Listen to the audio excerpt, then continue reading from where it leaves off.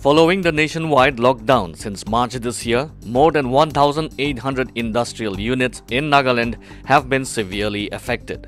Speaking to Northeast Aid at his office chamber at the State Civil Secretariat, Industries and Commerce Commissioner and Secretary Kekrevor Kavichusa said all the 1,800 units registered with the department that were running successfully even in rural areas were badly affected by the lockdown.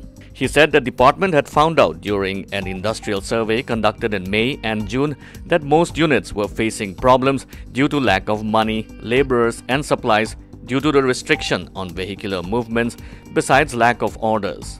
The reasons people are saying is because of they are facing problems because of lack of money, lack of workers, then lack of maybe some supplies, right? Then due to restrictions in movement, and they have said that they want assistance from the state, from the government, central or state, in the form of some cash infusion maybe, or maybe some waivers of power and this taxes. Okay, so these are the responses that we got. He said some of the suggestions included providing relief to the industrial units in the form of cash infusion, waiving GST for some period, power tariff exemption for few months. He exuded confidence that the ministry would understand the issues faced by the industrial units and approve the proposal.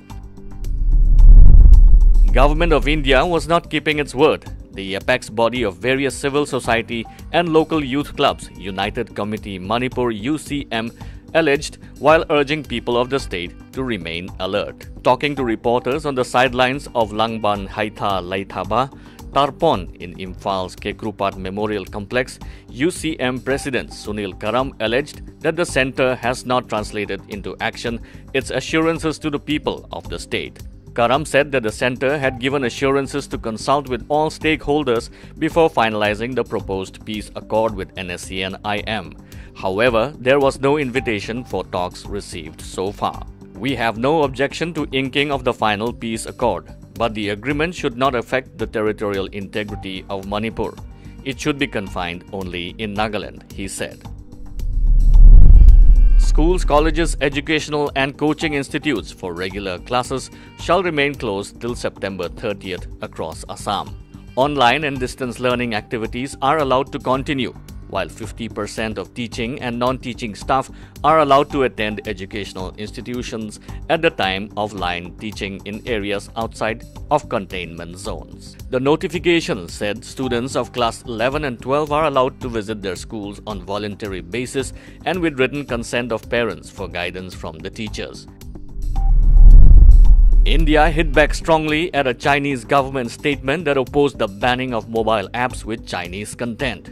Ministry of External Affairs spokesperson Anurag Srivastava said while India had one of the world's most open regimes for foreign direct investment, they must abide by the government's rules and regulations.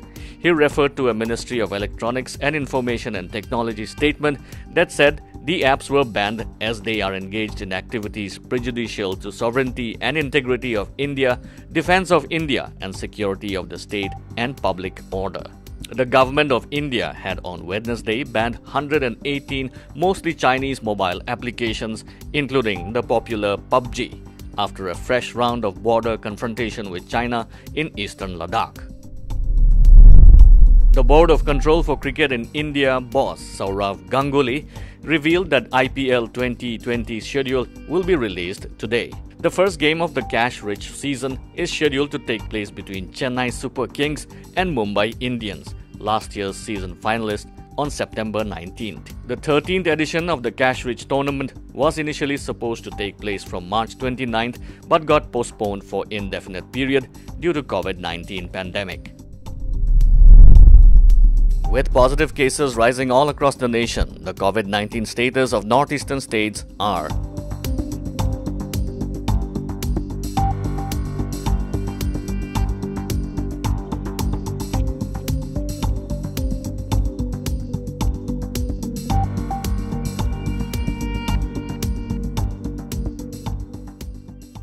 like, subscribe and hit the bell icon for all the latest news that matters and stories that inspire.